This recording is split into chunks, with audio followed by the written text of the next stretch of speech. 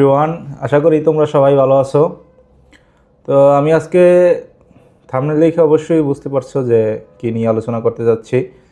তো তোমরা যারা এখনও সার্বিয়া ভিসার আবেদন করো নাই তারা তাড়াতাড়ি ভিসার আবেদন করে ফেলাও, কারণ জরিপ অনুসারে 4 লক্ষ 4 লক্ষ ওয়ার্কার নিবে সার্বিয়া 2026 সালে। তো এর মধ্যে কিন্তু বাংলাদেশেও প্রচুর পরিমাণে লোক নিবে, বাংলাদেশ থেকেও।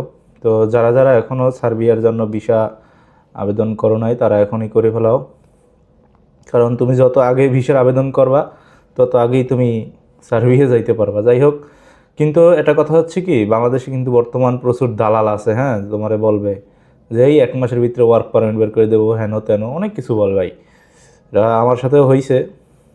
আমি এরকম সার্বিয়ার জন্য কথা বলছিলাম কিছু কিছু এজেন্সির সাথে।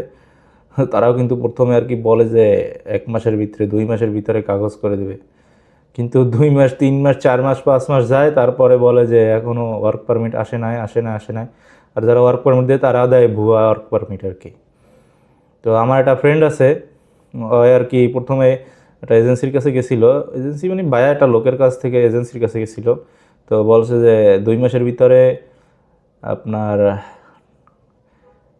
বের করে দেবো, ওয়ার্ক পারমিট বের করে দিবে, আর 3 মাসের ভিতরে তোমার ভিসা ফ্লাইট। তো আজকে 3 মাস হয়েই তো যায় না, 3 মাসের বেশি হয়ে গেছে। ধরো ফেব্রুয়ারিতে দিছিল, আর আগামী মাসে ফেব্রুয়ারি, প্রায় 1 বছর এখন পর্যন্ত ওয়ার্ক পারমিটই বের করতে পারে না। শুধু আজকে কালকে এরকম করতে করতে আর কি 1 বছর বের হয়ে যায়।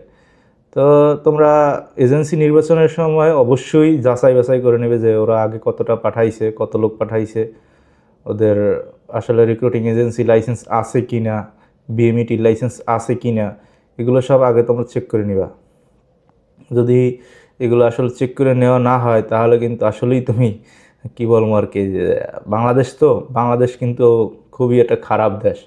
আর বাংলাদেশের মানুষও কিন্তু, মানে বাংলাদেশ খারাপ দেশ না, বাট বাংলাদেশের কিছু মাদার বোর্ডের জন্য আর কি এই বাংলাদেশটার নাম খারাপ হইতেছে। হ্যাঁ, তো সবসময় লিগ্যাল সিস্টেমে যদি তুমি পারো নিজে নিজে যদি এইগুলো করতে পারো তাহলে আরও বেটার হয়।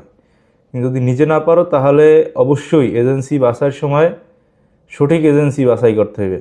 সেটা তুমি কীভাবে করবে এটা তোমার ব্যাপার, বাট এজেন্সি বাছাইয়ের সময় অবশ্যই একটা ভালো এজেন্সি দেখবা আর কি।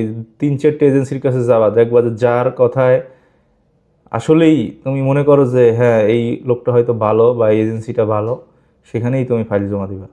নাহলে কিন্তু তোমার দেখা গেল লাইফ থেকে 1-1.5 বছর নষ্ট হয়ে যাবে এরকম একটা এজেন্সির পাল্লায় পড়লে। তো আমার বন্ধুর মতো কেউ আবার এরকম লাইফটারে 1 বছর 2 বছর এরকম হেল্প করো না। তো তুমি যেরকম ধরো, আমার সবথেকে বড় সাজেস্ট থাকবে যে নিজে নিজে একবার অ্যাপ্লাই করা, এজেন্সির কাছে না যাই নিজে একবার ট্রাই করা। এগুলো কঠিন কোনো কাজ না, বাট নিজে যদি ট্রাই করতে পারো তাহলে ভালো হবে সবচাইতে। খরচ কমবে, তারপর জানাশোনা হইবে যে আসলে কীরকম কী কাজটা করতে হয়, এগুলো তুমি জানবা।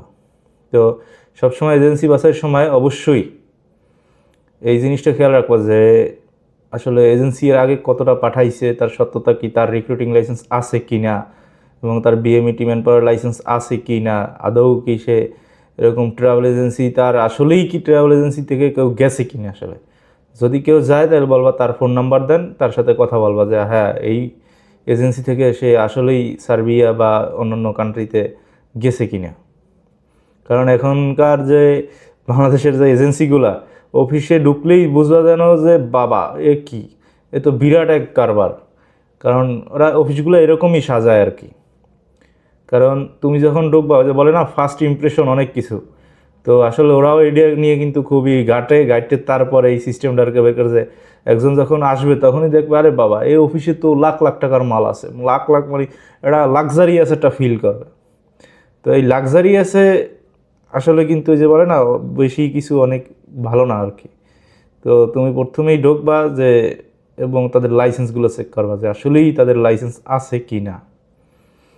তো আজকের ভিডিওটা এই পর্যন্তই, আশা করি তোমরা সবাই বুঝতে পারছো। তো দেখা হবে অন্য কোনো এক ভিডিওতে।